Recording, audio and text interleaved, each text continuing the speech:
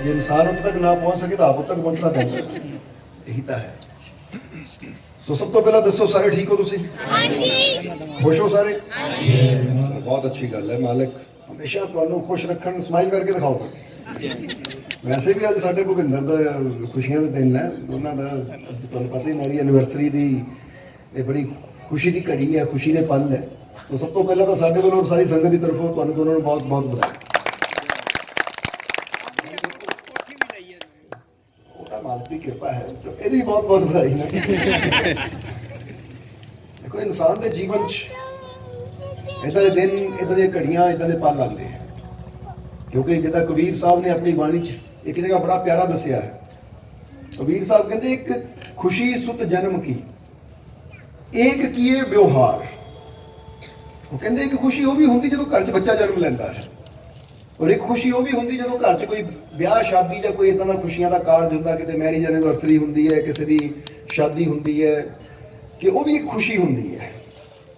सो इत्थे दो खुशियां की पहले कबीर साहब ने गल की, एक जन्म की खुशी कि जो घर च कोई बच्चा जन्म लेंदा है, और दूजी कोई खुशियां का व्यवहार होंदा है, चाहे वो मैरिज होवे, चाहे मैरिज एनिवर्सरी होवे, चाहे बर्थडे पार्टी होवे।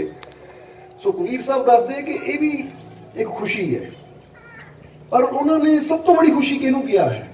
अगर कबीर वाणी देखी जाए तो कबीर साहब दस रहे हैं कि एक खुशी सुत जन्म की एक किए व्यवहार, जब सतगुर घर में पग धरे तब खुशियां मिले हजार। और सब तो बड़ी खुशी कबीर साहब कहते वो होंगी है कि जो इंसान के घर च सतगुर का आना होंदा है, गुरुआं रहबरां दा घर च आना होंदा है, तो फिर इंसान नूं एक या दो नहीं, फिर तो हज़ारां खुशियां इंसान नूं हासिल हो जांदियां हैं। इसलिए आज इस परिवार नूं भी एक नहीं, दो नहीं, हज़ारां खुशियां मिलियां है। ठीक है। सो जिस तरह दसिया कि बेनती दा सी चरण प्रवेश दी, और हमेशा ਅਸੀਂ ਪਹਿਲੇ ਗਿਲ ਨੂੰ ਦੱਸ ਰਹੇ ਸੀ ਕਿ ਲੁਧਿਆਣੇ ਵਾਲੇ ਮੌਕਾ ਲੈ ਜਾਂਦੇ ਨਾ, ਚਰਨ ਪ੍ਰਵੇਸ਼ ਦੀ ਬੇਨਤੀ ਕਰਕੇ ਬਾਅਦ ਚੋਂ ਸਟੇਜ ਲਾ ਕੇ ਕਹਿੰਦੇ ਮਾਰ ਕੋ 10 ਮਿੰਟ ਪ੍ਰਵਚਨ ਵੀ ਕਰਦੇ। ਫਿਰ ਵੀ ਵਕੀਲ ਹੈ ਨਾ ਜੀ। ਸੋ ਜੇ ਇਹ 10 ਮਿੰਟ ਸਾਨੂੰ ਬੈਠਣ ਦਾ ਮੌਕਾ ਮਿਲਿਆ ਹੈ ਤਾਂ 10 ਮਿੰਟ ਦੇ ਵਿੱਚ ਬਸ ਸਮਝਦਾਰਾਂ ਵਾਸਤੇ ਤਾਂ ਵੈਸੇ ਇਸ਼ਾਰਾ ਹੀ ਬਹੁਤ ਹੁੰਦਾ ਹੈ। ਉਹ ਕਹਿੰਦੇ ਨੇ ਕਿ ਗੰਧ ਕਾਫੀ ਹੈ ਬਗੀਆ ਤਲਕ ਜਾਣੇ ਕੋ, ਇੱਕ ਇਸ਼ਾਰਾ ਕਾਫੀ ਹੈ ਬ੍ਰਹਮ ਮੇ ਸਮਾਨੇ ਕੋ। ਜਿਹਨੇ ਵਾਕਈ ਉਸ ਬ੍ਰਹਮ ਨੂੰ ਪਾਣਾ ਹੋਵੇ ਨਾ, ਉਸ ਪਰਮਾਤਮਾ ਦੇ ਆਨੰਦ ਨੂੰ ਪਾਣਾ ਹੋਵੇ, ਉਹਦੇ ਵਾਸਤੇ ਇੱਕ ਇਸ਼ਾਰਾ ਵੀ ਬਹੁਤ ਹੁੰਦਾ ਹੈ। ਕਿਉਂਕਿ ਬੁੱਲੇ ਸ਼ਾਹ ਨੇ ਇੱਕ ਇਸ਼ਾਰੇ ਨਾਲ ਹੀ ਪਾ ਲਿਆ ਸੀ। ਪਤਾ ਨਾ ਤੁਹਾਨੂੰ ਕਿ ਬੁੱਲੇ ਸ਼ਾਹ ਕਿੰਨੇ ਸਾਲਾਂ ਤੋਂ ਤਲਾਸ਼ ਕਰ ਰਹੇ ਸੀ ਜਿਸ ਆਨੰਦ ਦੀ। ਜਦੋਂ ਸ਼ਾਹ ਇਨਾਇਤ ਦੇ ਨਾਲ ਮੁਲਾਕਾਤ ਹੋਈ ਤਾਂ ਸ਼ਾਹ ਇਨਾਇਤ ਨੂੰ ਜਾ ਕੇ ਪੁੱਛਿਆ ਕਿ ਮੈਂ ਕਾਫੀ ਸਾਲਾਂ ਤੋਂ ਖੁਦਾ ਦੀ ਤਲਾਸ਼ ਕਰ ਰਿਹਾ, ਉਸ ਆਨੰਦ ਦੀ ਤਲਾਸ਼ ਕਰ ਰਿਹਾ, ਮੈਨੂੰ ਹਾਲੇ ਤੱਕ ਮਿਲਿਆ ਨਹੀਂ। ਉਸ ਲਈ ਸ਼ਾਹ ਇਨਾਇਤ ਨੇ ਇੱਕੋ ਹੀ ਗੱਲ ਕਹੀ, ਉਹ ਬੁੱਲਿਆ ਰੱਬ ਦਾ ਕੀ ਪਾਣਾ, ਇੱਥੋਂ ਪਟਣਾ ਇੱਥੇ ਲਾਣਾ। ਤਾਂ ਬਸ ਇੱਕ ਨੁਕਤੇ ਨਾਲ ਹੀ, ਜਿੱਦਾਂ ਬੁੱਲੇ ਸ਼ਾਹ ਨੇ ਇਹਦੇ ਬਾਰੇ ਆਪਣੇ ਕਲਾਮ 'ਚ ਵੀ ਦੱਸਿਆ ਕਿ ਗੱਲ ਇੱਕ ਨੁਕਤੇ ਵਿੱਚ ਮੁੱਕਦੀ ਹੈ, ਕਿ ਗੱਲ ਤਾਂ ਇੱਕ ਨੁਕਤੇ ਦੀ ਹੁੰਦੀ ਹੈ। ਜਿਸ ਨੇ ਸਮਝਣਾ ਹੋਵੇ ਉਹਦੇ ਵਾਸਤੇ ਇੱਕ ਨੁਕਤਾ ਹੀ ਬਹੁਤ ਹੁੰਦਾ, ਤਾਂ ਜਿਹਨੇ ਨਹੀਂ ਸਮਝਣਾ ਉਹਨੂੰ ਸਾਰੀ ਜ਼ਿੰਦਗੀ ਵੀ ਸਮਝਾਉਂਦੇ ਰਹੋ, ਉੱਤੇ ਕੋਈ ਅਸਰ ਨਹੀਂ ਹੁੰਦਾ। ਸਮਝਦੇ ਹੋ ਕਿ ਨਹੀਂ? ਪਰ ਕਈ ਵਾਰ ਕੀ ਹੁੰਦਾ ਹੈ ਕਿ ਬਾਰ-ਬਾਰ ਗੁਰੂ ਰਹਿਬਰ ਫਿਰ ਵੀ ਕਿਉਂ ਸਮਝਾਉਂਦੇ ਹੈ? ਕਿਉਂਕਿ ਉਹਨਾਂ ਨੂੰ ਪਤਾ ਹੈ ਕਿ ਬਾਰ-ਬਾਰ ਸਮਝਾਉਣ ਨਾਲ ਵੀ ਨਾ, ਜਿੱਦਾਂ ਇੱਕ ਟਿਪ ਕਰਕੇ ਪਾਣੀ ਦੀ ਬੂੰਦ ਵੀ ਪੱਥਰ ਤੇ ਗਿਰਦੀ ਰਹੇ ਤਾਂ ਪੱਥਰ ਅੰਦਰ ਵੀ ਛੇਦ ਕਰ ਦਿੰਦੀ ਹੈ। ਇਸੇ ਤਰ੍ਹਾਂ ਇਨਸਾਨ ਅਗਰ ਸਤਸੰਗ ਦੇ ਵਿੱਚ ਆ ਕੇ ਬਹਿੰਦਾ ਹੈ, ਸਤਸੰਗ ਦੇ ਵਿੱਚ ਅਗਰ ਇਨਸਾਨ ਦੋ ਪਲ ਦੋ ਘੜੀਆਂ ਵੀ ਬਹਿੰਦਾ ਹੈ, ਤਾਂ ਇਹਦਾ ਇਨਸਾਨ ਨੂੰ ਬਹੁਤ ਲਾਭ ਹੁੰਦਾ ਹੈ। ਸਮਝਦੇ ਹੋ ਕਿ ਕੀ ਲਾਭ ਹੁੰਦਾ ਹੈ? ਪਤਾ ਕਿ ਨਹੀਂ ਤੁਹਾਨੂੰ? ਸੋ ਇੱਕ ਛੋਟੀ ਜਿਹੀ ਕਹਾਣੀ ਦੱਸਾਂਗੇ ਅਸੀਂ। ਇਹ ਕਹਾਣੀ ਜੁੜੀ ਹੋਈ ਹੈ ਕਿ ਬਹੁਤ ਬੜੇ ਹਕੀਮ ਹੋਏ ਜਿਨ੍ਹਾਂ ਦਾ ਨਾਮ ਸੀ ਲੁਕਮਾਨ। ਲੁਕਮਾਨ ਹਕੀਮ, ਨਾਮ ਸੁਣਿਆ ਕਿ ਨਹੀਂ ਤੁਸੀਂ ਉਹਨਾਂ ਦਾ? ਕਿ ਲੁਕਮਾਨ ਹਕੀਮ ਤਾਂ ਸੀਗੇ, ਔਰ ਉਹਦੇ ਨਾਲ ਨਾਲ ਉਹ ਰੂਹਾਨੀਅਤ ਦੇ ਵਿੱਚ ਵੀ ਬਹੁਤ ਉੱਚੀ ਪਦਵੀ ਤੇ ਪਹੁੰਚ ਚੁੱਕੇ ਸੀ। ਯਾਨੀ ਬੜੀ ਮਿਹਨਤ ਕਰਦੇ ਸੀ, ਇਬਾਦਤ ਕਰਦੇ ਸੀ, ਮੈਡੀਟੇਸ਼ਨ ਧਿਆਨ ਕਰਦੇ ਸੀ, ਔਰ ਆਪਣੇ ਕੋਲ ਆਉਣ ਵਾਲਿਆਂ ਨੂੰ ਦੁਨਿਆਵੀ ਦੁਆ ਦੇ ਨਾਲ ਨਾਲ ਰੂਹਾਨੀਅਤ ਦਾ ਰੰਗ ਵੀ ਦੇ ਕੇ ਭੇਜਦੇ ਸੀ। ਕਿਉਂਕਿ ਇਨਸਾਨ ਦੇ ਜੀਵਨ 'ਚ ਅਗਰ ਕੋਈ ਦੁੱਖ ਹੈ, ਕੋਈ ਪਰੇਸ਼ਾਨੀ ਹੈ, ਕੋਈ ਤਕਲੀਫ ਹੈ, ਤਾਂ ਯਾਦ ਰੱਖੋ ਹਮੇਸ਼ਾ ਕਿ ਉਹ ਤਕਲੀਫਾਂ, ਉਹ ਦੁੱਖ ਸਿਰਫ ਦਵਾਈ ਦੇ ਨਾਲ ਠੀਕ ਨਹੀਂ ਹੁੰਦੇ, ਉਹ ਹੁੰਦੇ ਆ ਠੀਕ ਵਿਸ਼ਵਾਸ ਦੇ ਨਾਲ। ਔਰ ਜਦੋਂ ਉਹ ਵਿਸ਼ਵਾਸ ਆਪਣੇ ਉਸ ਮਾਲਿਕ ਨਾਲ ਜੁੜ ਜਾਵੇ ਕਿ ਮੇਰਾ ਮਾਲਿਕ ਮੇਰੇ ਨਾਲ ਹੈ, ਮੇਰੀ ਹਰ ਮੁਸ਼ਕਿਲ ਦਾ ਹੱਲ ਜ਼ਰੂਰ ਹੋਏਗਾ, ਤਾਂ ਫਿਰ ਇਨਸਾਨ ਦੀ ਬੜੀ ਤੋਂ ਬੜੀ ਮੁਸ਼ਕਿਲ ਵੀ ਜਲਦੀ ਠੀਕ ਹੋ ਜਾਂਦੀ ਹੈ। ਤਾਂ ਜੇ ਇਨਸਾਨ ਦਵਾਈਆਂ ਵੀ ਖਾਈ ਜਾਵੇ, ਵਿਸ਼ਵਾਸ ਹੀ ਨਾ ਹੋਵੇ, तो फिर डॉक्टर भी कहते भाई मैं तो कीमती तो कीमती अच्छे तो अच्छी दवाई भी दे के देख लिया पर फायदा नहीं हो रहा। और कई बार की होंदा है कि इंसान एक पानी का घुट भी पी लेंदा है तो वह पानी के नाल भी इंसान की बड़ी तो बड़ी तकलीफ बड़े तो बड़ा दुख दूर हो जाता है क्योंकि उसके अंदर विश्वास होंदा है। इसलिए इतने लुकमान के जीवन का बड़ा प्यारा वाकया है कि लुकमान दे एक बेटा से कहते हमेशा बेटे को कहते होंगे सी कि बेटा अच्छी संगत में जाया कर, अच्छी सोबत में बैठा कर, बुरी संगत तो बच, बुरी सोबत तो बच। और एक बार जिस नगरी च लुकमान रहंदे सी उत्थे एक फकीरां दा आना होया। उन्हां फकीरां ने कुछ दिन रुकना सी तो लुकमान हमेशा अपने बेटे को कहते सी कि बेटा जाया कर, फकीरां दी सोबत करया कर, जिन्ना भी वक्त मिले वो फकीर कुछ समय वास्ते आए हैं उन्हां दी सोबत का लाभ ले। एक बार बेटा गया, कुछ घड़ियां उत्थे बैठिया, फिर वापस आ गया और आके अपने पिता नूं कहण लगा कि पिता जी मैं सत्संग तो गया सी, फकीरां दे कोल तां गया सी और फकीरां दे वचन भी सुने, पर मैं जदों बाहर वापस आया तो मैनूं सारे वचन याद भुल गए। क्योंकि बहुत बार होंदा है कि इंसान सत्संग सुनता तो बहुत कुछ है पर जदों घर पहुंचदा है, घर पहुंचदियां उन्होंने याद ही भुल जाता कि की सुनिया की नहीं सुनिया। उन्होंने कहा कि अब्बा जान मैं गया सी, फकीरां दे वचन सुने, पर जदों मैं वापस घर पहुंचा तो घर आंदे आंदे मैनूं सारा फिर भुल गया कि जे मैं भुल ही गया तो जान का फायदा की मैनूं उत्थे। ये फायदा तो तां है कि जे मैं उन्हां वचनां नूं याद भी रख सकां। तो उस वेले लुकमान ने अपने बेटे नूं समझाउण दी खातर, क्योंकि ये मसला सिर्फ लुकमान दे बेटे का नहीं, ये मसला बहुत लोगों का है, बहुत प्यारियां का है कि जिन्ना चिर सत्संग च बैठते हैं सानू सब कुछ याद होंदा, जदों सत्संग च उठ के आते हैं तो कुछ गल्लां याद रहिंदियां, कुछ भुल जांदियां है। जरा समझना तो की फिर जे सानू सत्संग दे वचन ही भुल जाते तो की सत्संग च जाण दा फायदा भी है कोई? जरा समझना। हुण लुकमान उन्हां नूं जवाब दिंदे कि जे तुसीं भुल भी जाओ ना, सत्संग का कोई वचन याद भी ना रहे तो भी सत्संग में जरूर जाओ, उसका फायदा होता है। की फायदा होता है? वही समझाया लुकमान ने अपने बेटे को कि उन्होंने अपने बेटे को कहा कि बेटा वो सामने एक टोकरी पई है, टोकरी च कोयले है, ये कोयले छड़ दे, टोकरी चक के लिया। लुकमान का बेटा गया, कोयले सारे ढेरी कीते, खाली टोकरी उठा के ले आया। लुकमान ने कहा बेटा टोकरी नूं देख, टोकरी की हालत की है? तो उन्होंने कहा अब्बा जान यानी पिताजी ये टोकरी का कोयले रखने करके काली हो चुकी है, टोकरी काली हो चुकी है कोयले रखने करके। कहते हुण इस तरह कर, कोल ही तालाब है, नदी है, जा ये टोकरी च नदी का पानी लैके घर आ, असी इत्थे तेरा इंतजार करना है। वो टोकरी लैके दौड़ के गया, नदी च टोकरी पाई, पानी भरिया, लैके दौड़िया, पर तुहानू पता है कि टोकरी च पानी कदी घर नहीं आता, क्योंकि टोकरी च मांस की टोकरी होंदी है, छेद होंदे है, घर तक आंदे आंदे पानी सारा निकल गया। जदों आया खाली टोकरी, लुकमान बाहर ही खड़े सी, कहते की होया बेटा पानी नहीं लैके आया? उन्होंने कहा पिता जी मैं तो कोशिश की सी, नदी जो भरी का पानी भरिया सी, पर इत्थे तक आंदे आंदे सारा पानी चो गया, बग गया सारा पानी, ये तो खाली हो गई। कहते जा दोबारा कोशिश कर, दोबारा फिर गया, फिर टोकरी च पानी भरिया, फिर लैके आया, आंदे आंदे फिर खाली। उन्होंने फिर पूछा, कहता पिताजी पानी फिर नहीं पहुंचा? कहते तीसरी बार जा, तीसरी बार भेजिया, चौथी बार भेजिया, पांचवी बार भेजिया, छेवीं बार भेजिया, सतवीं बार भेजिया। जो सतवीं बार बच्चे चक्कर ला के थक गया, वो कहता अब्बा जान मैनूं समझ नहीं आती, टोकरी च पानी कदी घर नहीं आ सकता, फिर तुसीं बार बार मैनूं क्यों भेजदे हो? तो उस वेले लुकमान ने कहा बेटा ये मायने नहीं रखांदा कि नदी का पानी घर तक आया या नहीं आया, तू 7 बार चक्कर लाए, 7 बार टोकरी च पानी भरिया, पर वो घर तक नहीं आया, मायने ये नहीं रखांदा। मायने ये रखांदा कि टोकरी की हालत देख, टोकरी कैसी है। जो टोकरी देखी तो टोकरी बिल्कुल साफ हो चुकी है, क्योंकि जिन्नी कालक सी, जो कोलियां दी कालापन सी, वो बार बार पानी च डुबोण नाल कड्ढण नाल, डुबोण नाल कड्ढण नाल सारा कालापन भी वो टोकरी का खत्म हो गया, टोकरी साफ हो गई।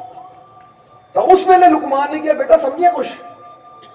तू कहना मैं सत्संग च बैठा, सत्संग भी एक दरिया है, एक नदी है, समझते हो कि नहीं? और जे असी अपने आप को मनीए तो समझ लो कि साडी समझ, साडी सोच, साडी बुद्धि एक टोकरी की तरह है। हुण असी सत्संग च बहिंदे हां, सत्संग च बहिंदे हां, सत्संग च ज्ञान रूपी वो जल साडे च भरदा है, पर जदों घर तक आंदे हो खाली हो जाता है, जिद्दां टोकरी का पानी घर तक नहीं पहुंचता। इसी तरह जे ਤੂੰ ਫਕੀਰਾਂ ਦੀ ਸੋਚ ਬਹਿੰਦਾ ਹਾਂ ਪਰ ਉਹ ਉਹਨਾਂ ਦੇ ਵਚਨ ਘਰ ਤੱਕ ਨਹੀਂ ਪਹੁੰਚਦੇ, ਤਾਂ ਵੀ ਬੇਟਾ ਯਾਦ ਰੱਖ ਕਿ ਬੇਸ਼ੱਕ ਉਹ ਵਚਨ ਘਰ ਤੱਕ ਨਹੀਂ ਪਹੁੰਚਦੇ, ਗਿਆਨ ਘਰ ਤੱਕ ਨਹੀਂ ਪਹੁੰਚਦਾ, ਪਰ ਜਦੋਂ ਤੂੰ ਉੱਥੇ ਬੈਠਦਾ ਨਾ, ਬੈਠਣ ਦਾ ਇੰਨਾ ਫਾਇਦਾ ਹੁੰਦਾ ਹੈ ਕਿ ਇਨਸਾਨ ਦੇ ਮਨ ਦੀ ਮੈਲ ਧੁੱਲ ਜਾਂਦੀ ਹੈ, ਸਾਫ਼ ਹੋ ਜਾਂਦੀ ਹੈ। ਇਸੇ ਲਈ ਤਾਂ ਕਬੀਰ ਸਾਹਿਬ ਨੇ ਵੀ ਕਿਹਾ ਕਿ ਗੁਰੂ ਧੋਬੀ ਸ਼ਿਸ਼ ਕੱਪੜਾ, ਗੁਰੂ ਧੋਬੀ ਸ਼ਿਸ਼ ਕੱਪੜਾ ਸਾਬੁਣ ਸਿਰਜਣਹਾਰ, ਸੁਰਤ ਸ਼ਿਲਾ ਪਰ ਧੋਈਏ ਤੋ ਨਿਕਸੇ ਰੰਗ ਅਪਾਰ। ਇਹ ਗੁਰੂ ਵੀ ਧੋਬੀ ਵਾਲਾ ਕੰਮ ਕਰਦਾ ਹੈ। ਜਿਹਦਾ ਮੈਲਾ ਕੱਪੜਾ ਧੋਬੀ ਦੇ ਕੋਲ ਜਾਂਦਾ ਤਾਂ ਧੋਬੀ ਉਹਨੂੰ ਸਾਫ਼ ਕਰਕੇ, ਧੋ ਕੇ, ਨਿਰਮਲ ਕਰਕੇ ਵਾਪਸ ਕਰ ਲਓ, ਇਨਸਾਨ ਨੂੰ ਦੇ ਦਿੰਦਾ ਕਿ ਲੈ ਵੀ ਹੁਣ ਇਹ ਕੱਪੜਾ ਸਾਫ਼ ਹੋ ਗਿਆ। ਇਸੇ ਤਰ੍ਹਾਂ ਸਮਝ ਲਓ ਕਿ ਜਦੋਂ ਇਨਸਾਨ ਸਤਸੰਗ ਦੇ ਵਿੱਚ ਆ ਕੇ ਬਹਿੰਦਾ ਹੈ ਤਾਂ ਇਨਸਾਨ ਦੇ ਅੰਦਰ ਵੀ ਕਈ ਕਮੀਆਂ ਹੁੰਦੀਆਂ ਹੈ ਜਿਹੜੀਆਂ ਕਿ ਬੈਠਣ ਦੇ ਨਾਲ ਹੀ ਉਹ ਧੁੱਲ ਜਾਂਦੀਆਂ ਹੈ, ਉਹ ਸਾਫ਼ ਹੋ ਜਾਂਦੀਆਂ ਹੈ। ਇਸ ਲਈ ਲੁਕਮਾਨ ਵੀ ਇਹੀ ਸਮਝਾ ਰਹੇ ਸੀ ਕਿ ਸਤਸੰਗ ਵਿੱਚ ਜਾਣਾ, ਕਹਿੰਦੇ ਬੇਟਾ ਜਿਸ ਤਰ੍ਹਾਂ ਇਹ ਟੋਕਰੀ ਮੈਲੀ ਸੀ, ਕਾਲੀ ਸੀ ਅੰਦਰੋਂ, ਜਾਂ ਤਾਂ ਸਮਝ ਲਓ ਸਾਡੇ ਅੰਦਰ ਕਾਲਕ ਹੈ। ਔਰ ਕਈ ਵਾਰ ਹੁੰਦਾ ਹੈ ਕਿ ਜਦੋਂ ਸਤਸੰਗ 'ਚ ਇਨਸਾਨ ਬਹਿੰਦਾ ਹੈ ਤਾਂ ਇਨਸਾਨ ਸਤਸੰਗ 'ਚ ਬਹਿ ਕੇ ਉਹ ਸ਼ਬਦ ਸੁਣਦਾ ਹੈ, ਵਚਨ ਸੁਣਦਾ, ਤਾਂ ਵਚਨਾਂ ਦਾ ਪ੍ਰਭਾਵ ਹੀ ਐਸਾ ਹੁੰਦਾ ਕਿ ਬੰਦਾ ਉੱਥੋਂ ਹੀ ਫੈਸਲਾ ਕਰ ਲੈਂਦਾ ਕਿ ਅੱਜ ਤੋਂ ਮੈਂ ਨਫ਼ਰਤ ਛੱਡ ਦੇਣੀ ਹੈ, ਅੱਜ ਤੋਂ ਮੈਂ ਨਿੰਦਿਆ ਛੱਡ ਦੇਣੀ ਹੈ, ਅੱਜ ਤੋਂ ਮੈਂ ਨਸ਼ੇ ਛੱਡ ਦੇਣੇ ਹੈ। ਜਿੱਦਾਂ ਅਸੀਂ ਕਈ ਵਾਰ ਇੱਕ ਜ਼ਿਕਰ ਕਰੀਦਾ ਹੈ ਕਿ ਸਾਡਾ ਲੰਡਨ ਇੱਕ ਵਾਰ ਸਤਸੰਗ ਦਾ ਪ੍ਰੋਗਰਾਮ ਸੀ, ਉੱਥੇ ਜਦੋਂ ਸਾਡਾ ਸਤਸੰਗ ਹੋ ਰਿਹਾ ਸੀ, ਉਹਨਾਂ ਨੇ ਇੱਕ ਹਾਲ ਕੀਤਾ ਸੀ, ਉਹਦੇ ਅੰਦਰ ਸਾਡਾ ਸਤਸੰਗ ਸੀ, ਤਾਂ ਸਤਸੰਗ ਦੇ ਵਿੱਚ ਕਾਫੀ ਸੰਗਤ ਆ ਕੇ ਬੈਠੀ ਸੀ। ਤਾਂ ਉੱਥੇ ਇੱਕ ਐਸਾ ਵੀ ਇਨਸਾਨ ਸੀ ਜਿਸਨੇ ਪਹਿਲੀ ਵਾਰ ਉੱਥੇ ਸਤਸੰਗ ਸੁਣਿਆ, ਔਰ ਸਤਸੰਗ ਤੋਂ ਬਾਅਦ ਜਦੋਂ ਜੀਵ ਦਰਸ਼ਨ ਕਰਨ ਵਾਸਤੇ ਆ ਰਹੇ ਸੀ, ਉਹ ਉੱਠਿਆ, ਉੱਠ ਕੇ ਬਾਹਰ ਜਾਣ ਲੱਗਾ ਤਾਂ ਜਿਹੜਾ ਸੇਵਾਦਾਰ ਗੇਟ ਤੇ ਖੜਾ ਸੀ ਸੰਗਤ ਨੂੰ ਰਿਸੀਵ ਕਰਨ ਵਾਸਤੇ, ਅੰਦਰ ਬਿਠਾਉਣ ਵਾਸਤੇ, ਤਾਂ ਉਹਨੇ ਪੁੱਛਿਆ, ਕਹਿੰਦੇ ਭਾਜੀ ਵਾਪਸ ਚੱਲਿਓ, ਪ੍ਰਸ਼ਾਦ ਲੈ ਕੇ ਜਾਓ। ਤਾਂ ਉਹਨੇ ਕਿਹਾ ਮੈਂ ਬਸ 5 ਮਿੰਟ ਵਾਪਸ ਆਇਆ, 5 ਮਿੰਟ 'ਚ ਵਾਪਸ ਆਇਆ ਮੈਂ। ਜਿਸ ਵੇਲੇ ਇੰਨੀ ਗੱਲ ਕਹਿ ਕੇ ਚਲਾ ਗਿਆ ਔਰ 5-10 ਮਿੰਟ ਬਾਅਦ ਵਾਕਈ ਵਾਪਸ ਆਇਆ। ਜਦੋਂ ਵਾਪਸ ਆਇਆ ਉਹਦੇ ਚਿਹਰੇ ਤੇ ਇੱਕ ਸਮਾਈਲ ਸੀ, ਇੱਕ ਮੁਸਕਰਾਹਟ ਸੀ। ਉਹਨੂੰ ਜਾਂਦੇ ਨੂੰ ਵੀ ਅਸੀਂ ਦੇਖਿਆ ਕਿਉਂਕਿ ਸਾਹਮਣੇ ਸਾਡਾ ਆਸਣ ਲੱਗਾ, ਸਾਹਮਣੇ ਗੇਟ ਸੀ ਪਿੱਛੇ, ਜਿੱਦਾਂ ਹੁਣ ਇਸ ਵੇਲੇ ਗੱਡੀ ਖੜੀ ਪਤਾ ਲੱਗ ਹੀ ਰਿਹਾ ਕੌਣ ਆ ਰਿਹਾ ਕੌਣ ਜਾ ਰਿਹਾ ਹੈ। ਤਾਂ ਉਸ ਵੇਲੇ ਸਤਸੰਗ ਦਾ ਪ੍ਰਭਾਵ ਕੀ ਹੁੰਦਾ ਹੈ ਇੱਥੋਂ ਪਤਾ ਲੱਗਦਾ ਹੈ ਕਿ ਉਹਨੂੰ ਸੇਵਾਦਾਰ ਨੇ ਪੁੱਛਿਆ ਕਿ ਤੁਸੀਂ ਗਏ ਕੀ ਕਰਨ ਸੀ, ਕਿਉਂਕਿ ਅਸੀਂ ਕਿਹਾ ਪੁੱਛੋ ਇਹਨਾਂ ਤਾਂ ਕਿ ਪਤਾ ਲੱਗੇ ਕਿ ਜਿੰਨੇ ਵੀ ਜੀਵ ਇੱਥੇ ਹੈ ਕਿ ਸਤਸੰਗ ਦਾ ਪ੍ਰਭਾਵ ਕੀ ਹੁੰਦਾ ਹੈ। ਤਾਂ ਉਹਨੇ ਫਿਰ ਆਪ ਉੱਥੇ ਖੜ ਕੇ ਦੱਸਿਆ, ਕਹਿੰਦਾ ਮਹਾਰਾਜ ਮੈਂ ਸਤਸੰਗ 'ਚ ਆਇਆ, ਮੈਂ ਸ਼ਾਪਿੰਗ ਕਰਕੇ ਆ ਰਿਹਾ ਸੀ, ਵੈਲਮਾਰਟ 'ਚੋਂ ਨਾ ਸ਼ਾਪਿੰਗ ਕਰਕੇ ਆ ਰਿਹਾ ਸੀ। ਉਧਰ ਇੱਕ ਸ਼ਾਪਿੰਗ ਸੈਂਟਰ ਹੈ, ਇੱਧਰ ਮੋਰ ਹੁੰਦਾ ਹੈ ਜਾਂ ਈਜ਼ੀ ਡੇ ਹੈ, ਇੱਥੇ ਕਹਿੰਦਾ ਮੈਂ ਸ਼ਾਪਿੰਗ ਕਰਕੇ ਆ ਰਿਹਾ ਸੀ, ਔਰ ਸ਼ਾਪਿੰਗ ਕਰਕੇ ਮੈਂ ਆ ਰਿਹਾ ਸੀ ਤਾਂ ਮੈਂ ਦੇਖਿਆ ਕਿ ਰਸਤੇ 'ਚ ਗੱਡੀਆਂ ਖੜੀਆਂ ਹੈ, ਲੋਕ ਕਾਫੀ ਜਾ ਰਹੇ। ਪੁੱਛਿਆ ਕਿਸੇ ਨੂੰ ਇੱਥੇ ਕੀ ਹੈ, ਤਾਂ ਦੱਸਿਆ ਕਿ ਇੰਡੀਆ ਤੋਂ ਸੰਤ ਆਏ ਹੈ, ਕਿ ਉਹਨਾਂ ਦਾ ਪ੍ਰਵਚਨ ਹੈ ਇੱਥੇ। ਕਹਿੰਦਾ ਮੈਂ ਸੋਚਿਆ ਮੈਂ ਵੀ ਸੁਣ ਲਵਾਂ। ਫਿਰ ਸਤਸੰਗ 'ਚ ਬੈਠਾ, ਮੇਰੇ ਮਨ ਨੂੰ ਇੰਨਾ ਅੱਛਾ ਲੱਗਾ। ਪਰ ਸਤਸੰਗ ਵਿੱਚ ਤੁਸੀਂ ਨਸ਼ਿਆਂ ਦੀ ਗੱਲ ਕੀਤੀ, ਕਿਉਂਕਿ ਉੱਥੇ ਨਸ਼ਿਆਂ ਬਾਰੇ ਦੱਸਿਆ ਸੀ ਕਿ ਨਸ਼ਾ ਕਰਨਾ ਤਾਂ ਕਿਹੜਾ ਕਰਨਾ ਚਾਹੀਦਾ ਹੈ, ਤਾਂ ਕਿਹੜੇ ਨਸ਼ਿਆਂ ਤੋਂ ਸਾਨੂੰ ਬਚਣਾ ਚਾਹੀਦਾ ਹੈ। ਕਿਉਂਕਿ ਇੱਕ ਉਹ ਨਸ਼ਾ ਹੁੰਦਾ ਜੋ ਸਾਨੂੰ ਗਿਰਾਉਣ ਵਾਲਾ ਹੈ, ਇੱਕ ਉਹ ਨਸ਼ਾ ਹੁੰਦਾ ਜੋ ਸਾਨੂੰ ਉਠਾਉਣ ਵਾਲਾ ਹੈ। ਇਸ ਲਈ ਗਿਰਨ ਵਾਲਾ ਨਸ਼ਾ ਤਾਂ ਸਾਰੀ ਦੁਨੀਆ ਕਰਦੀ ਹੈ, ਉਠਾਉਣ ਵਾਲਾ ਨਸ਼ਾ ਤਾਂ ਰੱਬ ਦੇ ਪਿਆਰੀ ਕਰਦੇ, ਜਿਹਨੂੰ ਗੁਰੂਆਂ ਨੇ ਕਿਹਾ ਨਾਮ ਖੁਮਾਰੀ ਨਾਨਕਾ ਚੜੀ ਰਹੇ ਦਿਨ ਰਾਤ। ਕਿ ਉਹ ਖੁਮਾਰੀ ਹੁੰਦੀ ਹੈ ਉਹ ਪ੍ਰਭੂ ਦੇ ਨਾਮ ਦੀ, ਉਹਦੇ ਇਸ਼ਕ ਦੀ। ਕਿਉਂਕਿ ਜਦੋਂ ਇਨਸਾਨ ਉਹਦੇ ਪ੍ਰੇਮ ਦਾ ਨਸ਼ਾ ਕਰਦਾ ਹੈ ਤਾਂ ਇਨਸਾਨ ਹਰ ਬੁਰਾਈ ਤੋਂ ਉੱਪਰ ਉੱਠ ਜਾਂਦਾ ਹੈ। ਕਿਉਂਕਿ ਫਿਰ ਇਨਸਾਨ ਨੂੰ ਕੀ ਹੁੰਦਾ ਹੈ ਕਿ ਮੈਂ ਆਪਣੇ ਮਾਲਿਕ ਦਾ ਆਸ਼ਿਕ ਹਾਂ, ਆਪਣੇ ਮਾਲਿਕ ਦਾ ਪਿਆਰਾ ਹਾਂ, ਹੁਣ ਮੈਂ ਬੁਰੇ ਕੰਮ ਨਹੀਂ ਕਰਨੇ, ਹੁਣ ਮੈਂ ਕਿਸੇ ਨੂੰ ਤਕਲੀਫ ਨਹੀਂ ਦੇਣੀ, ਕਿਸੇ ਨਾਲ ਬੁਰਾ ਨਹੀਂ ਕਰਨਾ। ਫਿਰ ਉਹਦੀ ਸੋਚ, ਉਹਦੀ ਸਮਝ ਉੱਪਰ ਉੱਠਦੀ ਹੈ, ਔਰ ਉਹਨੂੰ ਕਹਿੰਦੇ ਹੈ ਉਹ ਨਸ਼ਾ ਹੈ ਜੋ ਸਾਨੂੰ ਉਠਾਉਂਦਾ ਹੈ, ਬੁਰਾਈ ਤੋਂ ਉੱਪਰ ਲੈ ਜਾਂਦਾ ਹੈ, ਨਿੰਦਿਆ ਚੁਗਲੀ ਤੋਂ, ਹਰ ਕਿਸਮ ਦੀ ਨਫ਼ਰਤ ਤੋਂ ਉੱਪਰ ਲੈ ਜਾਂਦਾ ਹੈ। ਕਿਉਂਕਿ ਜਿਹੜੇ ਰੱਬ ਦੇ ਆਸ਼ਿਕ ਹੁੰਦੇ ਹੈ, ਜਿੱਦਾਂ ਅਸੀਂ ਦੱਸੀਦਾ ਹੀ ਹੈ ਕਿ ਹਿੰਦੂਆਂ ਦਾ ਰੱਬ ਚੜ੍ਹਦੇ ਪਾਸੇ, ਮੁਸਲਮਾਨਾਂ ਦਾ ਲਹਿੰਦੇ, ਸਾਡਾ ਆਸ਼ਿਕਾਂ ਦਾ ਰੱਬ 4 ਸੁਫੇਰੇ, ਨਾ ਚੜ੍ਹਦੇ ਨਾ ਲਹਿੰਦੇ। ਇਹ ਜਿਹੜੇ ਆਸ਼ਿਕ ਹੁੰਦੇ ਉਹਨਾਂ ਦਾ ਰੱਬ, ਉਹਨਾਂ ਦਾ ਪ੍ਰਮਾਤਮਾ ਤਾਂ ਹਰ ਜਗ੍ਹਾ ਹੀ ਹੈ। ਉਹ ਤਾਂ ਕਹਿੰਦੇ ਜਿੱਧਰ ਮੂੰਹ ਕਰਕੇ ਬਹਿ ਜਾਈਏ ਉੱਧਰ ਹੀ ਸਾਡਾ ਉਹ ਮਾਲਿਕ ਹੈ, ਉਹ ਭਗਵਾਨ ਹੈ, ਉਹ ਪਰਮਾਤਮਾ ਹੈ। ਹੁਣ ਜਿਸ ਵੇਲੇ ਉਹਨਾਂ ਨਾਲ ਗੱਲ ਕੀਤੀ ਕਿ ਮੇਰੀ ਗੱਡੀ 'ਚ ਨਾ ਬੀਅਰ ਦੀਆਂ ਬੋਤਲਾਂ ਦਾ ਪੂਰਾ ਇੱਕ ਮੈਂ ਉਹ ਕ੍ਰੇਟ ਕਹਿੰਦੇ ਕੀ ਕਹਿੰਦੇ ਉਹਨੂੰ, ਪੂਰਾ ਪੇਟੀ ਮੈਂ ਖਰੀਦ ਕੇ ਲਿਆਇਆ ਸੀ, ਉਹ ਮੈਂ ਗੱਡੀ 'ਚ ਰੱਖੀ ਸੀ। ਪਰ ਜਿੱਦਾਂ ਹੀ ਮੈਂ ਸੁਣਿਆ ਸਤਸੰਗ, ਮੇਰੇ ਮਨ ਤੇ ਆਇਆ ਔਰ ਉੱਥੇ ਬੈਠੇ ਨਾ ਮੈਂ ਫੈਸਲਾ ਕਰ ਲਿਆ ਕਿ ਅੱਜ ਤੋਂ ਸਾਰੇ ਨਸ਼ੇ ਛੱਡ ਦੇਣੇ ਆ। ਕਹਿੰਦਾ ਮੈਂ ਗਿਆ ਔਰ ਜਾ ਕੇ ਪਹਿਲਾਂ ਨਾ ਉਹ ਬੀਅਰ ਦੀਆਂ ਬੋਤਲਾਂ, ਉਹ ਪੇਟੀ ਮੈਂ ਤੋੜ ਕੇ ਆਇਆ, ਸਮਝ ਜੋ ਕਿ ਮੈਂ ਹੁਣ ਦਰਸ਼ਨ ਹੀ ਫੇਰ ਬਾਅਦ ਚੋਂ ਕਰਨੇ ਆ। ਪਹਿਲਾਂ ਮੈਂ ਜਾ ਕੇ ਆ ਜਿਹੜੀ ਚੀਜ਼ ਦਾ ਫੈਸਲਾ ਲੈ ਲਿਆ ਕਿ ਅੱਜ ਤੋਂ ਬਾਅਦ ਮੈਂ ਕੰਮ ਨੂੰ ਹੱਥ ਨਹੀਂ ਲਾਣਾ। ਉਹਨਾਂ ਕਿਹਾ ਜੀ ਇਹ ਤੁਹਾਡੇ ਕੁਝ ਸ਼ਬਦਾਂ ਨੇ ਮੇਰੀ ਜ਼ਿੰਦਗੀ ਨੂੰ ਬਦਲ ਕੇ ਰੱਖ ਦਿੱਤਾ। ਸੋ ਇਹੀ ਤਾਂ ਚੀਜ਼ ਹੁੰਦੀ ਹੈ ਕਿ ਸਤਸੰਗ 'ਚ ਬੈਠਣ ਨਾਲ ਸਾਨੂੰ ਯਾਦ ਕੁਝ ਰਵੇ ਨਾ ਰਵੇ, ਪਰ ਕਮ ਸੇ ਕਮ ਕਈ ਵਾਰ ਹੁੰਦਾ ਕਿ ਸਤਸੰਗ ਸੁਣਦੇ ਸੁਣਦੇ ਅਸੀਂ ਕੁਝ ਐਸਾ ਪ੍ਰਣ ਕਰ ਲੈਂਦੇ ਹਾਂ, ਐਸਾ ਵਚਨ ਕਰ ਲੈਂਦੇ, ਆਪਣੇ ਆਪ ਨਾਲ ਹੀ ਸੰਕਲਪ ਕਰ ਲੈਂਦੇ ਹਾਂ ਕਿ ਮੇਰੇ ਅੰਦਰ ਇੱਕ ਕਮੀ ਹੈ ਔਰ ਮੈਂ ਆਪਣੀ ਇਹ ਕਮੀ ਦੂਰ ਕਰਨੀ ਹੈ। ਔਰ ਯਾਦ ਰੱਖੋ ਕਿ ਕੋਈ ਵੀ ਕਮੀ ਕਦੋਂ ਦੂਰ ਹੁੰਦੀ ਹੈ? ਸਭ ਤੋਂ ਪਹਿਲੀ ਗੱਲ ਹੈ ਜਦੋਂ ਐਕਸੈਪਟ ਕਰਦੇ ਕਿ ਮੇਰੇ ਅੰਦਰ ਇੱਕ ਕਮੀ ਹੈ ਔਰ ਹੁਣ ਮੈਂ ਇਹਦਾ ਸੁਧਾਰ ਕਰਨਾ ਹੈ। ਬਦਲਾਵ ਉੱਥੋਂ ਸ਼ੁਰੂ ਹੁੰਦਾ ਹੈ। ਸਮਝਦੇ ਹੋ ਕਿ ਇੱਕ ਬੰਦੇ ਨੇ ਕੱਪੜਾ ਪਾਇਆ ਹੈ, ਉਹ ਜਦ ਤੱਕ ਉਹਨੂੰ ਕੋਈ ਦੱਸੇਗਾ ਨਹੀਂ ਚ ਕਮੀ ਕੀ ਹੈ, ਜਦੋਂ ਲੱਗਦਾ ਨਾ ਇੱਥੇ ਕੋਈ ਦਾਗ ਹੈ, ਚ ਕਮੀ ਹੈ, ਬੰਦਾ ਕਹਿੰਦਾ ਸਾਨੂੰ ਕਮੀ ਹੈ, ਇਹਨੂੰ ਚੇਂਜ ਕਰਨਾ ਹੈ। ਜਦੋਂ ਚੇਂਜ ਕਰਨ ਬਾਰੇ ਅੰਦਰ ਸੋਚ ਪੈਦਾ ਹੁੰਦੀ ਤਾਂ ਫਿਰ ਜਦ ਤੱਕ ਉਹ ਚੇਂਜ ਕਰ ਨਹੀਂ ਲੈਂਦਾ ਉਹਨੂੰ ਚੈਨ ਨਹੀਂ ਆਉਂਦੀ। ਇਸੇ ਤਰ੍ਹਾਂ ਸਾਡੀਆਂ ਕੁਝ ਆਦਤਾਂ ਹੈ, ਕਿਉਂਕਿ ਇੱਕ ਗੱਲ ਹਮੇਸ਼ਾ ਐਸੀ ਦੱਸੀ ਦੀ ਹੈ ਕਿ ਇਨਸਾਨ ਆਪਣਾ ਫਿਊਚਰ ਨਹੀਂ ਬਦਲ ਸਕਦਾ। ਆਉਣ ਵਾਲਾ ਕੱਲ ਬੰਦਾ ਫਿਊਚਰ ਨਹੀਂ ਬਦਲ ਸਕਦਾ, ਆਉਣ ਵਾਲਾ ਕੱਲ ਚੇਂਜ ਕਰੋ। ਕਿਉਂਕਿ ਇਨਸਾਨ ਇੱਕ ਗੱਲ ਹਮੇਸ਼ਾ ਯਾਦ ਰੱਖੇ ਕਿ ਉਹ ਪਰਮਾਤਮਾ ਨੇ ਖੁਸ਼ੀਆਂ ਦਾ ਭੰਡਾਰ ਨਾ ਸਾਡੇ ਅੰਦਰ ਹੀ ਰੱਖਿਆ ਹੋਇਆ ਹੈ। ਸਮਝਦੇ ਹੋ ਕਿ ਨਹੀਂ? ਬਸ ਅਸੀਂ ਥੋੜਾ ਜਿਹਾ ਉਹਨਾਂ ਨੂੰ ਸਮਝ ਕੇ, ਜਿੱਦਾਂ ਦੱਸਿਆ ਕਿ ਆਪਣੀਆਂ ਆਦਤਾਂ ਨੂੰ ਚੇਂਜ ਕਰਕੇ ਉਹਨਾਂ ਖੁਸ਼ੀਆਂ ਦੇ ਭੰਡਾਰਾਂ ਨੂੰ ਅਸੀਂ ਬੜੀ ਆਸਾਨੀ ਨਾਲ ਪਾ ਸਕਦੇ ਹਾਂ। ਕਿਉਂਕਿ ਪਰਮਾਨੰਦ ਵੀ ਸਾਡੇ ਅੰਦਰ ਹੀ ਹੈ, ਖੁਸ਼ੀ ਵੀ ਸਾਡੇ ਅੰਦਰ ਹੀ ਹੈ, ਸ਼ਾਂਤੀ ਸਕੂਨ ਸਭ ਕੁਝ ਅੰਦਰ ਹੀ ਹੈ। ਪਰ ਇਨਸਾਨ ਕਰਦਾ ਕੀ ਹੈ ਕਿ ਚੀਜ਼ ਅੰਦਰ ਹੈ ਤਾਂ ਲੱਭਦਾ ਇਨਸਾਨ ਬਾਹਰ ਫਿਰਦਾ, ਤਾਂ ਹੀ ਤਾਂ ਇਨਸਾਨ ਦੇ ਹੱਥ ਨਹੀਂ ਆਉਂਦੀ। ਇਸ ਲਈ ਸਮਝਣਾ ਇਸ ਚੀਜ਼ ਨੂੰ। ਔਰ ਤੀਸਰੀ ਗੱਲ ਇਹ ਵੀ ਕਹਾਂਗੇ, ਕਿਉਂਕਿ ਪਹਿਲਾਂ ਦੱਸਿਆ ਸੀ ਕਿ ਆਪਣੀ ਆਦਤ ਚੇਂਜ ਕਰਨੀ ਹੈ। ਅਗਰ ਤੁਹਾਨੂੰ ਲੱਗਦਾ ਹੈ ਕਿ ਮੇਰੇ ਅੰਦਰ ਕੋਈ ਪ੍ਰੋਬਲਮ ਹੈ, ਚਾਹੇ ਸਰੀਰਕ ਤੌਰ ਤੇ ਬਿਮਾਰੀ ਹੈ, ਕਿਉਂਕਿ ਕਈਆਂ ਨੂੰ ਕੋਈ ਤਕਲੀਫ ਹੁੰਦੀ, ਕਈਆਂ ਨੂੰ ਕੋਈ ਤਕਲੀਫ ਹੁੰਦੀ ਹੈ। ਅਗਰ ਸਰੀਰਕ ਤੌਰ ਤੇ ਕੋਈ ਮੈਨੂੰ ਬਿਮਾਰੀ ਹੈ, ਪ੍ਰੋਬਲਮ ਹੈ, ਤਾਂ ਉਹਦਾ ਵੀ ਹੱਲ ਹੁੰਦਾ ਹੈ।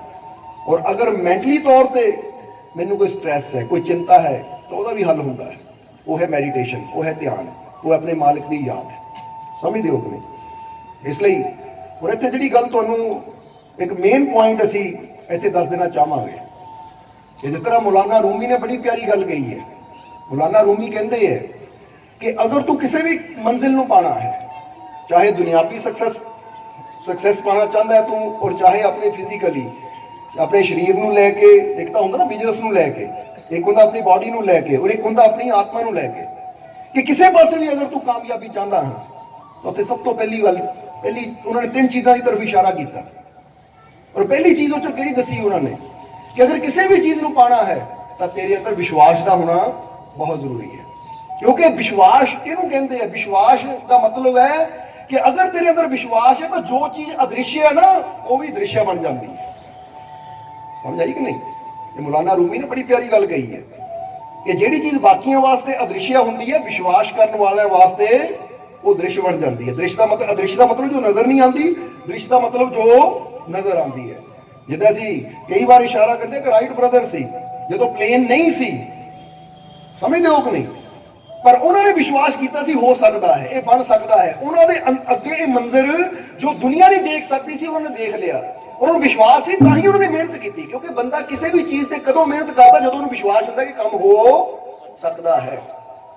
ਸਮਝਦੇ ਹੋ ਕਿ ਹੁਣ ਇਨਸਾਨ ਪੈਦਲ ਆਗਰੇ ਜਾ ਸਕਦਾ ਹੈ, ਪੈਦਲ ਬੰਬੇ ਜਾ ਸਕਦਾ, ਕਿਉਂਕਿ ਉਹਨੂੰ ਪਤਾ ਬੰਬੇ ਹੈ, ਰਸਤਾ ਹੈ ਤਾਂ ਮੈਂ ਜਾ ਸਕਦਾ ਹਾਂ। ਹਾਂ, ਕੁਝ ਮਹੀਨੇ ਲੱਗਣ ਤੋਂ ਕੁਝ ਸਾਲ ਲੱਗਣਗੇ, ਪਰ ਮੈਂ ਜਾ ਸਕਦਾ ਹਾਂ। ਪਰ ਕਦੀ ਇਨਸਾਨ ਚੱਲ ਕੇ ਚੰਦਰਮਾ ਤੱਕ ਜਾਣ ਦੀ ਕੋਸ਼ਿਸ਼ ਨਹੀਂ ਕਰੇਗਾ, ਕਿਉਂਕਿ ਪਤਾ ਉੱਥੇ ਜਾਣ ਦਾ ਕੋਈ ਰਸਤਾ ਹੈ ਹੀ ਨਹੀਂ। ਕੋਸ਼ਿਸ਼ ਵੀ ਉੱਥੇ ਹੁੰਦੀ ਹੈ ਜਿੱਥੇ ਪਤਾ ਹੈ ਕਿ ਹੋ ਸਕਦਾ ਹੈ। ਹੁਣ ਉਹਨਾਂ ਦੇ ਅੰਦਰ ਵਿਸ਼ਵਾਸ ਸੀ ਤਾਂ ਉਹਨਾਂ ਨੇ ਜੋ ਇਨਵਿਜ਼ੀਬਲ ਸੀ ਉਹਨੂੰ ਵਿਜ਼ੀਬਲ ਕਰ ਲਿਆ, ਜੋ ਅਦ੍ਰਿਸ਼ ਸੀ ਆਪਣੀ ਸੋਚ ਨਾਲ, ਵਿਸ਼ਵਾਸ ਨਾਲ ਉਹਨੂੰ ਦ੍ਰਿਸ਼ ਵਿੱਚ ਕਰ ਦਿੱਤਾ। ਔਰ ਇਸੇ ਤਰ੍ਹਾਂ ਅੱਜ ਅਗਰ ਤੁਸੀਂ ਬਿਮਾਰ ਹੋ, ਸਮਝਦੇ ਹੋ ਕਿ ਨਹੀਂ? ਦ੍ਰਿਸ਼ ਦਾ ਕੀ ਹੈ? ਬਿਮਾਰੀ ਦਾ, ਤਸਵੀਰ ਤਾਂ ਬਿਮਾਰੀ ਦੀ ਹੈ, ਪਰ ਤੁਸੀਂ ਵਿਸ਼ਵਾਸ ਰੱਖੋ ਕਿ ਮੇਰਾ ਮਾਲਿਕ ਮੇਰੇ ਨਾਲ ਹੈ, ਮੈਨੂੰ ਤੰਦਰੁਸਤੀ ਜ਼ਰੂਰ ਮਿਲੇਗੀ। ਉਹ ਅਦ੍ਰਿਸ਼ ਚੀਜ਼ ਜੋ ਹੈ, ਤੰਦਰੁਸਤੀ ਇਸ ਲਈ ਨਹੀਂ ਹੈ, ਪਰ ਵਿਸ਼ਵਾਸ ਰੱਖਦੇ ਕਿ ਮੈਂ ਠੀਕ ਹੋਣਾ ਹੈ, ਉਹਦੀ ਕਿਰਪਾ, ਉਹਦੀ ਰਹਿਮਤ, ਉਹਦੀ ਬਖਸ਼ਿਸ਼, ਤਾਂ ਫਿਰ ਇਨਸਾਨ ਨੂੰ ਉਹ ਚੀਜ਼ ਵੀ ਮਿਲ ਜਾਂਦੀ ਹੈ। ਸੋ ਮੌਲਾਨਾ ਰੂਮੀ ਕਹਿੰਦੇ ਸਭ ਤੋਂ ਪਹਿਲਾਂ ਤੇਰੇ ਮਨ ਅੰਦਰ ਵਿਸ਼ਵਾਸ ਦਾ ਹੋਣਾ ਬਹੁਤ ਜ਼ਰੂਰੀ ਹੈ ਅਗਰ ਤੂੰ ਕਾਮਯਾਬ ਹੋਣਾ ਚਾਹੁੰਦਾ ਹੈ। ਚਾਹੇ ਉਹ ਮੈਡੀਟੇਸ਼ਨ ਦਾ, ਇਬਾਦਤ ਦਾ ਮਾਰਗ ਹੈ, ਧਿਆਨ ਦਾ ਮਾਰਗ ਹੈ, ਚਾਹੇ ਦੁਨਿਆਵੀ ਕੋਈ ਬਿਜ਼ਨਸ ਇਨਸਾਨ ਕਰਦਾ ਹੈ, ਕੋਈ ਦੁਕਾਨ ਚਲਾਉਂਦਾ, ਉੱਥੇ ਵਿਸ਼ਵਾਸ ਹੋਣਾ ਜ਼ਰੂਰੀ ਹੈ ਕਿ ਮੈਂ ਕਰ ਸਕਦਾ। और जे फिजिकली भी अनफिट है बंदा, तो भी अपने आप ਨੂੰ ਫਿੱਟ ਕਰ ਸਕਦਾ ਹੈ, ਕਿਉਂਕਿ ਅੰਦਰ ਵਿਸ਼ਵਾਸ ਦਾ ਹੋਣਾ ਜ਼ਰੂਰੀ ਹੈ। ਸਮਝਦੇ ਹੋ ਤੁਸੀਂ? ਇਸ ਲਈ ਦੂਸਰੀ ਚੀਜ਼ ਮੌਲਾਨਾ ਰੂਮੀ ਨੇ ਕਿਹੜੀ ਦੱਸੀ? ਦੂਸਰੀ ਚੀਜ਼ ਦੱਸੀ, ਪਹਿਲਾਂ ਕਹਿੰਦੇ ਵਿਸ਼ਵਾਸ, ਉਹ ਦੂਸਰੀ ਚੀਜ਼ ਉਹਨਾਂ ਨੇ ਦੱਸੀ ਦ੍ਰਿੜ ਨਿਸ਼ਚੇ। ਦ੍ਰਿੜ ਨਿਸ਼ਚੇ ਦਾ ਮਤਲਬ ਸਮਝਦੇ ਹੋ ਨਾ, ਕਿ ਜਿੱਦਾਂ ਕਹਿੰਦਾ ਪੂਰੀ ਦ੍ਰਿੜਤਾ ਅੰਦਰ ਹੋਣੀ ਚਾਹੀਦੀ ਕਿ ਇਹ ਚੀਜ਼ ਮੈਨੂੰ ਵਿਸ਼ਵਾਸ ਹੈ ਮਿਲੇਗੀ, ਤਾਂ ਹੁਣ ਮੈਂ ਉਦੋਂ ਤੱਕ ਰੁਕਣਾ ਨਹੀਂ ਹੈ ਜਦ ਤੱਕ ਮੈਨੂੰ ਮਿਲ ਨਹੀਂ ਜਾਂਦੀ। ਇੱਕ ਦ੍ਰਿੜ ਹੋ ਕੇ ਬੰਦਾ ਨਾ ਇਸ ਮਾਰਗ ਤੇ ਰਵੇ ਕਿ ਮੈਂ ਹੁਣ ਸੋਚ ਲਿਆ, ਜਿੱਦਾਂ ਹੁਣ ਆਪਾਂ ਆਗਰੇ ਦੀ ਗੱਲ ਕੀਤੀ ਕਿ ਪਤਾ ਲੱਗ ਗਿਆ ਕਿ ਆਗਰਾ ਹੈ, ਉਹ ਰਸਤਾ ਵੀ ਹੈ, ਹੁਣ ਮੈਂ ਇਹ ਆਪਣਾ ਨਿਸ਼ਚੈ ਕਰਨਾ ਹੈ, ਦ੍ਰਿੜਤਾ ਦੇ ਨਾਲ ਕਰਨਾ ਹੈ ਕਿ ਹੁਣ ਮੈਂ ਉਦੋਂ ਤੱਕ ਚੱਲਣਾ ਜਦ ਤੱਕ ਮੈਨੂੰ ਉਹ ਚੀਜ਼ ਮਿਲ ਨਹੀਂ ਜਾਂਦੀ।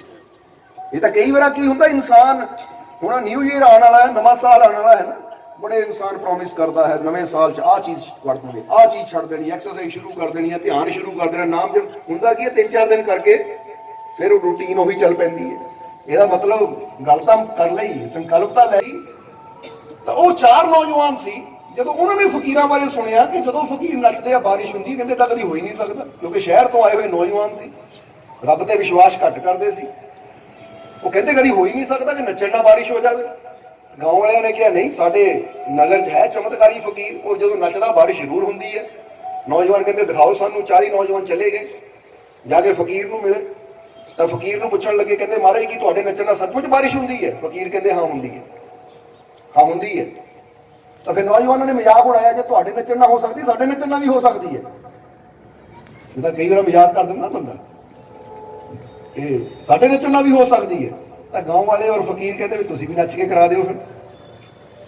ਤਾਂ ਹੁਣ ਜਦੋਂ ਇੰਨੀ ਗੱਲ ਕਹੀ ਤਾਂ 4 ਹੀ ਨੌਜਵਾਨ ਉਹ ਕਹਿੰਦੇ ਅਸੀਂ ਕੱਲਾ ਕੱਲਾ ਨੱਚਾਂਗੇ। ਫਿਰ ਦੇਖਿਓ ਬਾਰਿਸ਼ ਹੁੰਦੀ, ਪਹਿਲਾਂ ਇੱਕ ਨੱਚਿਆ, 10-15 ਮਿੰਟ ਨੱਚ ਕੇ ਬੱਸ ਹੋ ਗਈ, ਉਹਦੀ ਜਗ੍ਹਾ ਦੂਜਾ ਆਇਆ, ਉਹ ਵੀ ਅੱਧਾ ਘੰਟਾ ਨੱਚਿਆ, ਉਹਦੀ ਬੱਸ ਹੋ ਗਈ। ਫਿਰ ਤੀਜਾ ਆਇਆ, ਉਹ ਵੀ ਅੱਧਾ ਪੌਣਾ ਘੰਟਾ ਨੱਚਿਆ, ਉਹਦੀ ਬੱਸ ਹੋ ਗਈ। ਚੌਥਾ ਆਇਆ, ਉਹਨੇ ਪੂਰਾ ਜ਼ੋਰ ਲਾਇਆ, ਘੰਟਾ ਨੱਚਿਆ, ਬੱਸ ਹੋ ਗਈ। ਲਗਾਤਾਰ ਨੱਚਣਾ ਔਖਾ ਹੈ। ਤਾਂ ਦੇਖਿਆ ਉੱਪਰ ਨਾ ਬਾਦਲ ਨਾ ਬਰਸਾਤ, ਕੁਛ ਨਹੀਂ। ਤਾਂ ਨੌਜਵਾਨ ਕਹਿੰਦੇ ਮਹਾਰਾਜ ਸਾਡੇ ਨੱਚਣ ਨਾਲ ਤਾਂ ਹੋਈ ਨਹੀਂ, ਹੁਣ ਤੁਸੀਂ ਨੱਚ ਕੇ ਦਿਖਾਓ, ਦੇਖੀਏ ਹੁੰਦੀ ਬਾਰਿਸ਼ ਕਿ ਨਹੀਂ। ਫਕੀਰ ਨੱਚਣ ਲੱਗ ਗਏ, ਨੱਚੇ, ਅੱਧਾ ਘੰਟਾ ਹੋਇਆ, ਘੰਟਾ ਹੋਇਆ, 1.5 ਘੰਟਾ ਹੋਇਆ, 2 ਘੰਟੇ ਹੋਏ, ਫਕੀਰ ਨੱਚ ਰਹੇ ਹੈ। ਸੂਫੀ ਨਾਚ ਹੁੰਦਾ, ਫਕੀਰ ਨੱਚੀ ਜਾਂਦੇ ਨੱਚੀ ਜਾਂਦੇ ਨੱਚੀ ਜਾਂਦੇ। ਨੌਜਵਾਨ ਵੀ ਖੜੇ ਹੈ, ਨਗਰ ਵਾਲੇ ਵੀ ਖੜੇ, ਖੜਦੇ 2 ਘੰਟੇ ਬੀਤੇ, 4 ਘੰਟੇ ਬੀਤੇ, 6 ਘੰਟੇ ਬੀਤੇ, 8 ਘੰਟੇ ਬੀਤੇ, 10 ਘੰਟੇ ਬੀਤੇ, ਬਰਸਾਤ ਹੋਣੀ ਸ਼ੁਰੂ ਹੋ ਗਈ। ਫਕੀਰ ਰੁਕੇ, ਕਹਿੰਦੇ ਦੇਖੋ ਹੋ ਰਹੀ ਕਿ ਨਹੀਂ? ਕਹਿੰਦੇ ਮਾਰੇ ਕਮਾਲ ਦੀ ਗੱਲ ਹੈ, ਇਹ ਕਿੱਦਾਂ, ਇਹ ਕਿਸ ਤਰ੍ਹਾਂ ਹੈ ਕਿ ਤੁਸੀਂ ਇੰਨਾ ਲੰਬਾ ਨੱਚੇ ਔਰ ਬਰਸਾਤ ਵੀ ਹੋ ਗਈ? ਇਹ ਰਾਜ ਕੀ ਹੈ ਇਹਦੇ ਵਿੱਚ? ਫਕੀਰ ਕਹਿੰਦੇ ਇੱਕੋ ਹੀ ਰਾਜ ਹੈ। ਇੱਕ ਤਾਂ ਮੇਰੇ ਅੰਦਰ ਵਿਸ਼ਵਾਸ ਹੈ ਕਿ ਜਦੋਂ ਮੈਂ ਨੱਚਣਾ ਬਾਰਿਸ਼ ਜ਼ਰੂਰ ਹੋਣੀ ਹੈ, ਔਰ ਦੂਸਰਾ ਮੈਂ ਇਹ ਫੈਸਲਾ ਕਰ ਲੈਂਦਾ ਕਿ ਉਦੋਂ ਤੱਕ ਰੁਕਣਾ ਨਹੀਂ ਜਦ ਤੱਕ ਬਾਰਿਸ਼ ਸ਼ੁਰੂ ਨਾ ਹੋ ਜਾਵੇ।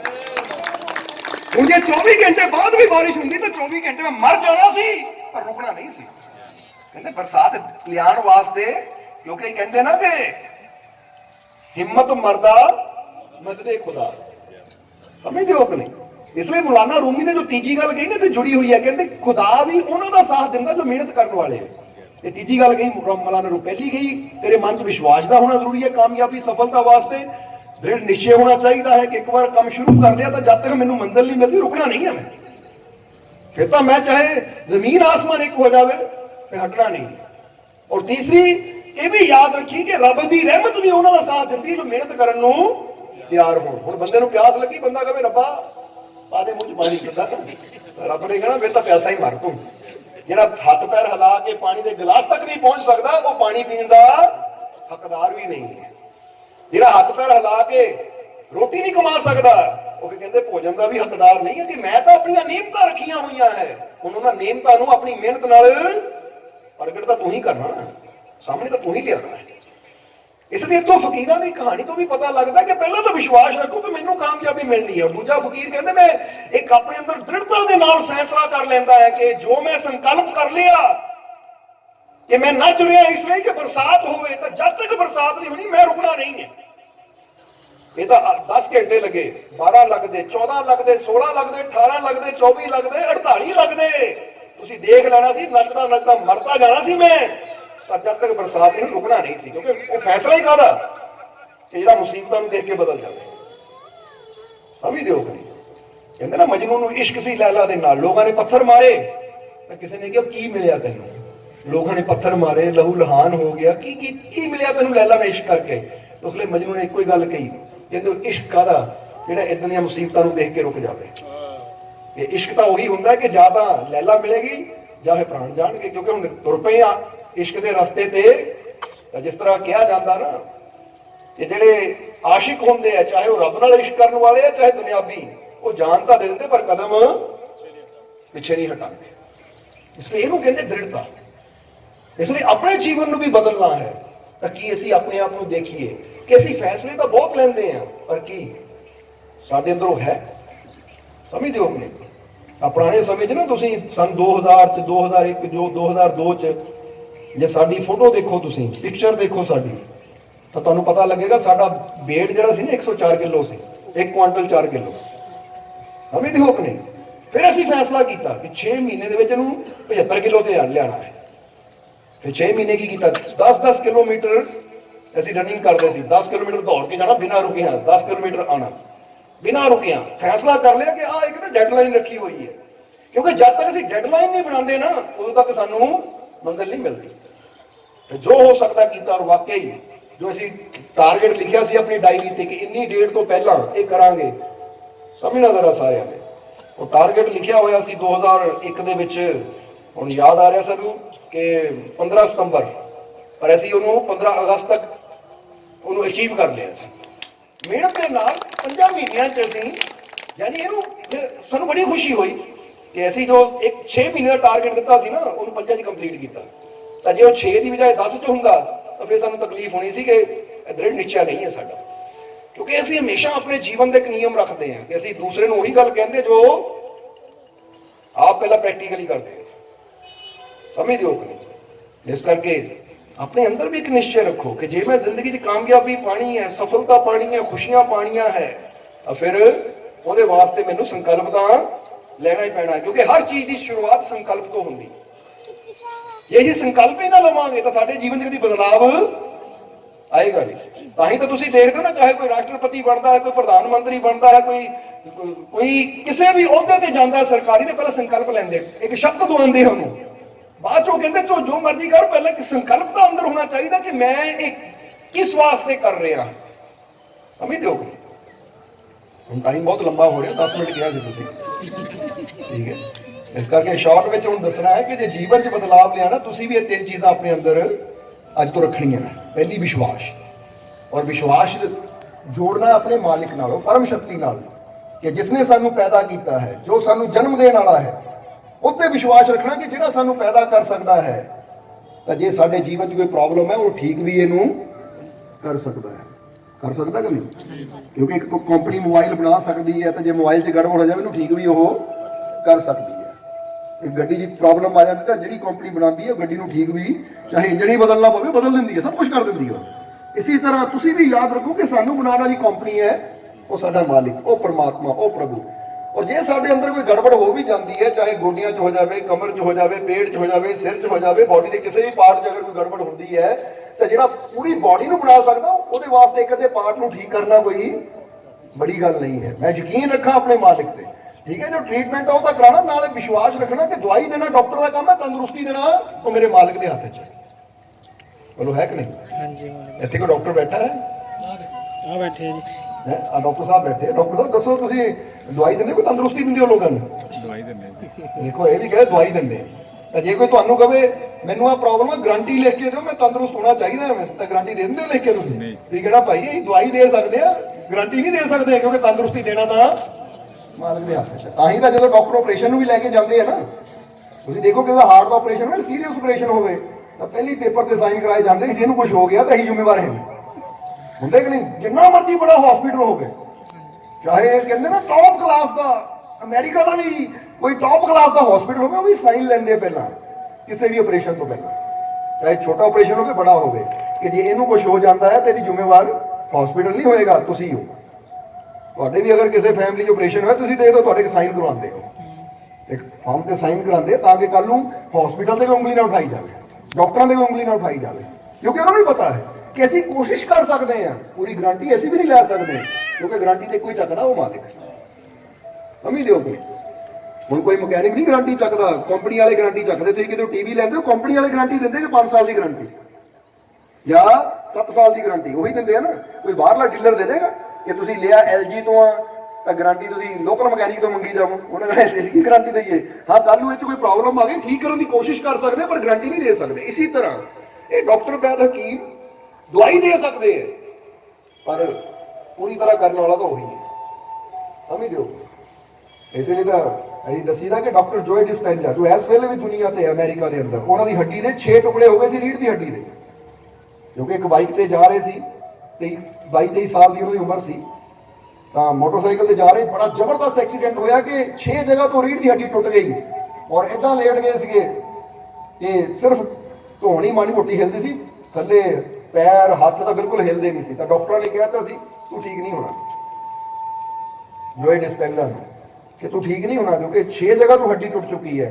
ਔਰ ਇੱਕ ਗੱਲ ਦੱਸਦੀ ਹੈ ਕਿ ਰੀੜ੍ਹ ਦੀ ਹੱਡੀ ਦਾ ਇੱਕ ਮਣਕਾ ਹਿਲ ਜਾਵੇ ਤਾਂ ਬੰਦੇ ਦਾ ਉੱਠਣਾ ਬੈਠਣਾ ਮੁਸ਼ਕਿਲ ਹੋ ਜਾਂਦਾ ਹੈ। ਇੱਥੇ 6 ਜਗ੍ਹਾ ਤੋਂ ਹੱਡੀ ਟੁੱਟ ਚੁੱਕੀ ਸੀ।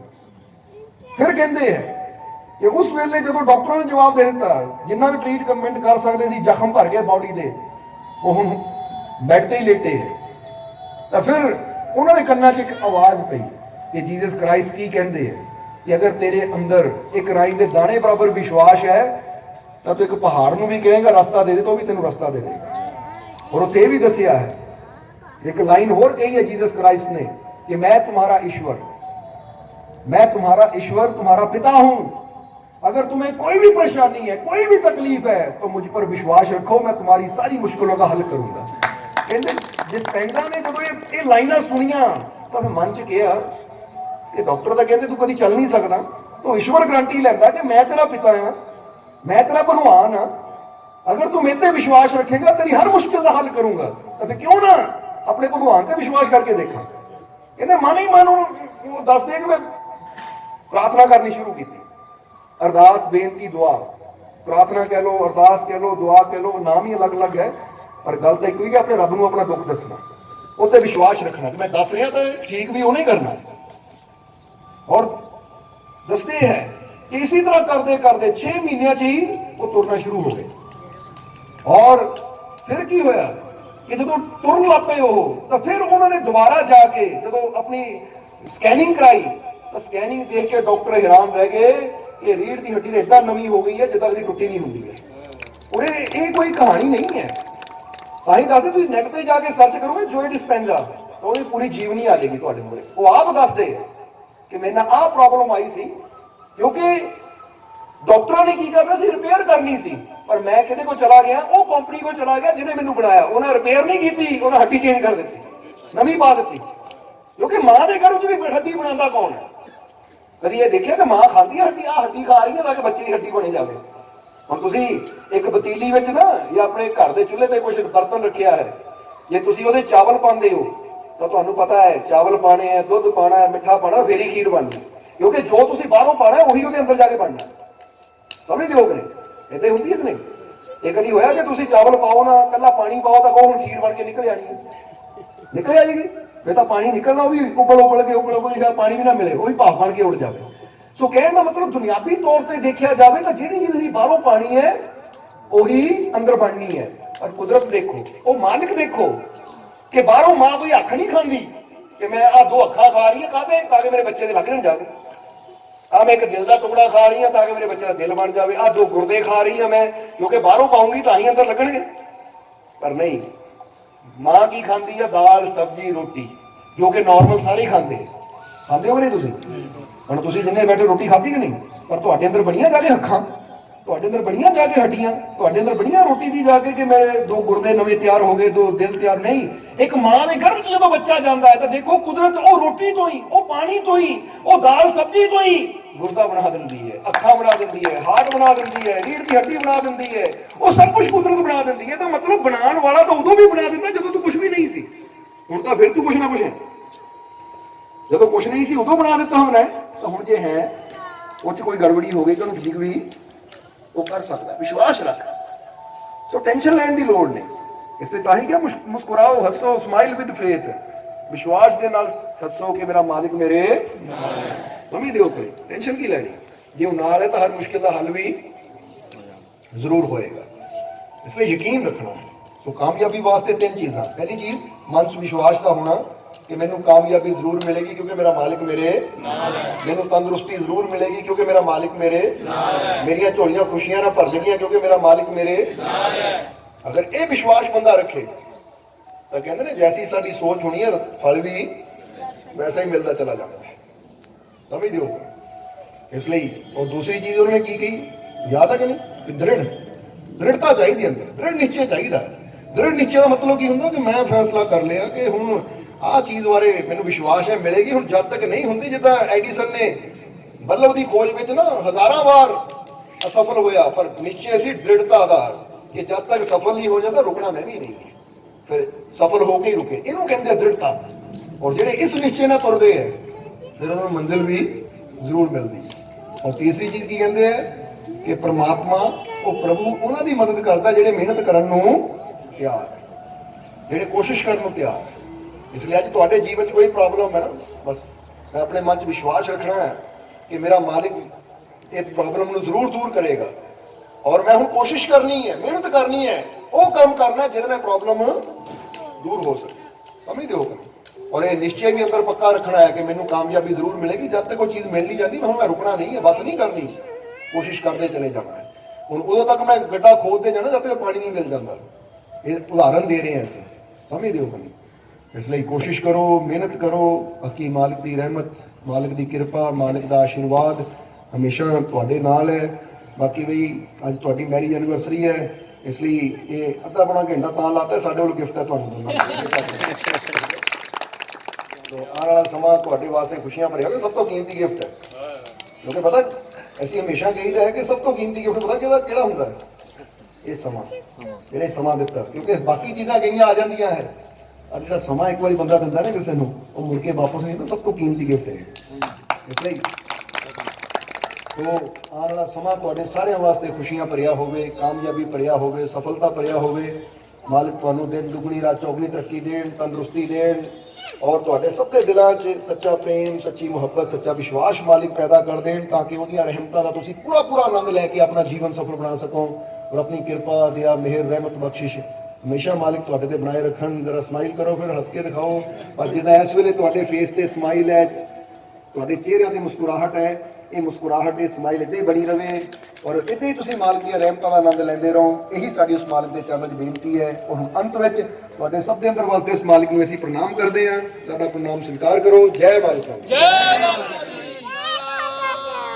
सोने सच्चे सतगुर महाराज जी दा सच्चे दरबार की जय। जयकारा मालिक साहब जोत महाराज जी दा सच्चे दरबार की